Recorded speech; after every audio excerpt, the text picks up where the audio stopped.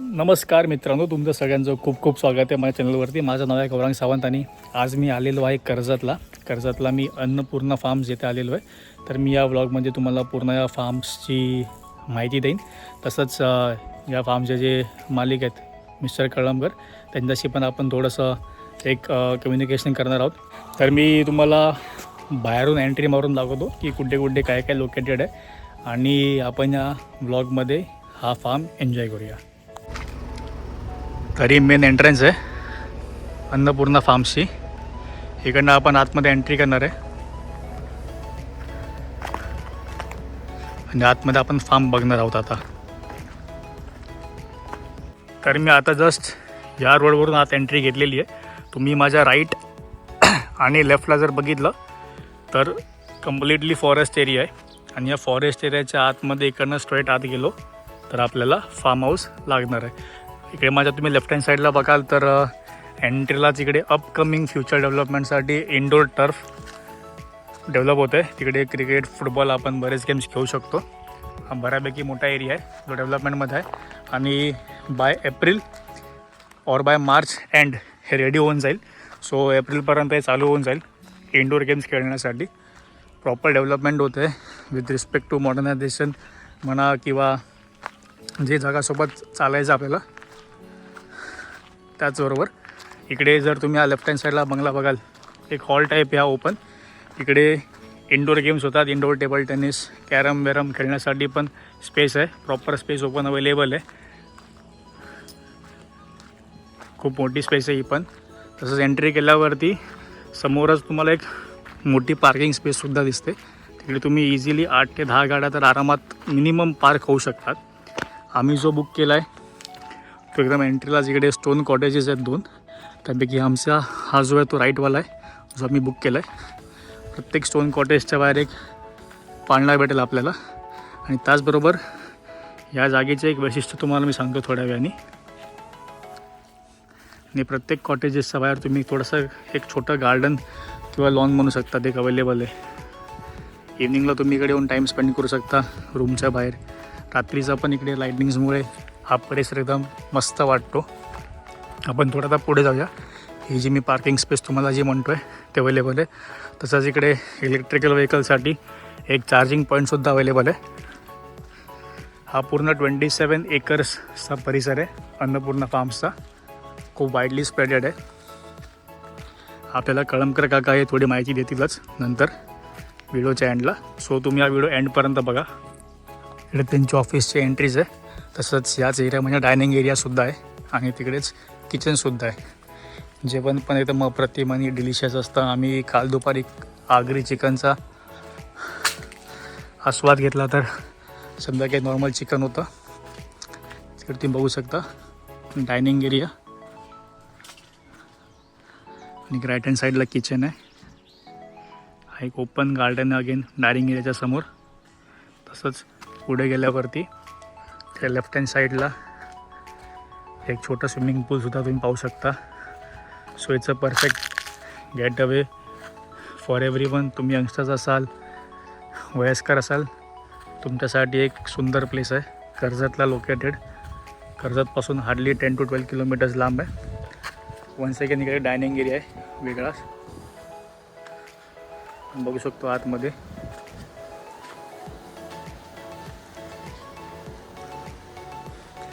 And again परत एक open lawn आणि गार्डन. टोटल इकडे 6 कॉटेजेस आहेत. 2 स्टोन कॉटेज जे आपण मगाशी पाहिले आणि नॉर्मल स्टँडर्ड कॉटेजेससुद्धा आहेत 4 वेगवेगळे.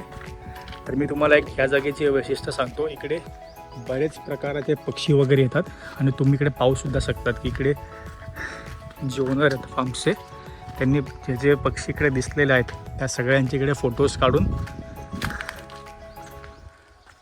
ठेवलेले आहेत. कॉमन मैना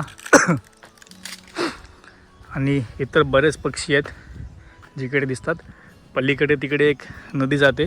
जर तुम्हाला रिव्हर राफ्टिंग करायची असेल तर रिव्हर राफ्टिंगचे सुद्धा कॉन्टॅक्ट्स आहेत. ते दुसरी कंपनी हँडल करते. But if you want you can enjoy that too. तुम्ही इकडेच फार्म्समध्ये कॉन्टॅक्ट करू शकतात फॉर रिव्हर राफ्टिंग. ते तुम्हाला एक कॉन्टॅक्ट पर्सन देतील आणि ते येऊन तुम्हाला पिक करून घेऊन स्वतः जातील रिव्हर राफ्टिंग करायला. तर आय होप तुम्हाला ती नदी दिसते तिकडे. आपण जाऊया थोड्या वेळाने तिकडे सुद्धा. आणि जे मी तुम्हाला स्टँडर्ड कॉटेजेस बोललो ते हे अगेन इकडे कॉपरस्मिथ बारबेट नावाचा बक्षीचं फोटो लावले आहेत. राईट हँड साईडला तिकडे साईबाबांचं देऊळसुद्धा आहे. मधुमालती या एक कॉटेजचं नाव आहे. जे मी तुम्हाला 4 स्टँडर्ड कॉटेजेस सांगितले त्यापैकी एक. कॉमन किंगफिशर तिकडे राईट हँड साईडला साईबाबांचं देऊळ आहे. आपण जाऊया.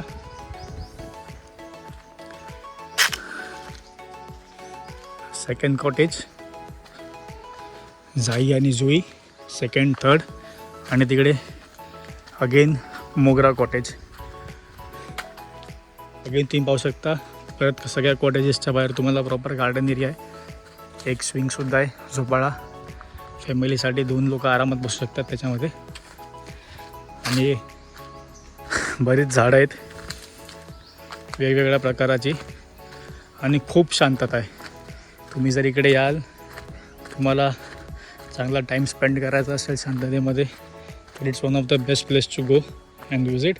आता आपण जाऊया साईबाबांच्या देवळात आणि पलीकडेच त्याचा रिव्हर आहे, नदी. आपण ते सुद्धा पाहूया.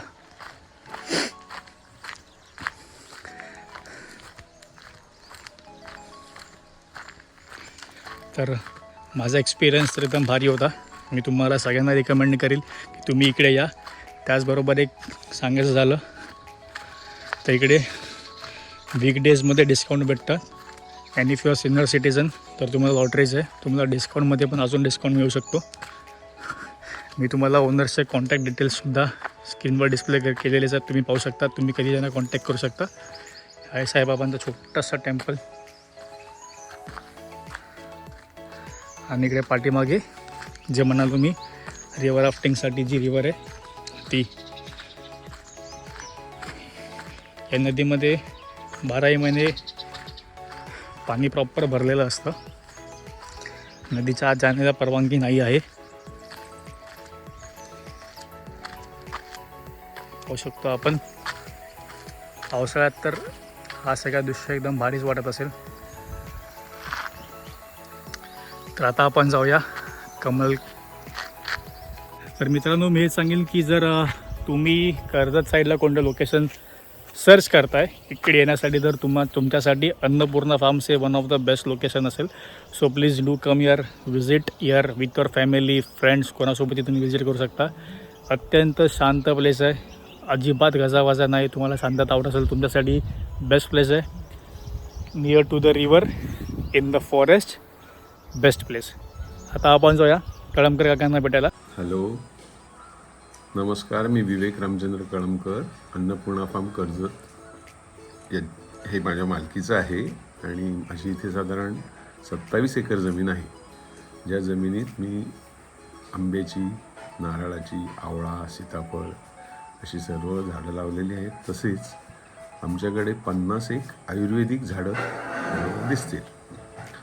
सर्व जागा ही मी नॅचरल ठेवलेली आहे. कुठेही JCBचा वापर न करता, लेबलिंग न करता, जशी जमीन होती, जशी टोपोग्राफी जमिनीची होती तशीच ठेवलेली आहे. त्यामुळे इथे अबंडंट नेचर आहे.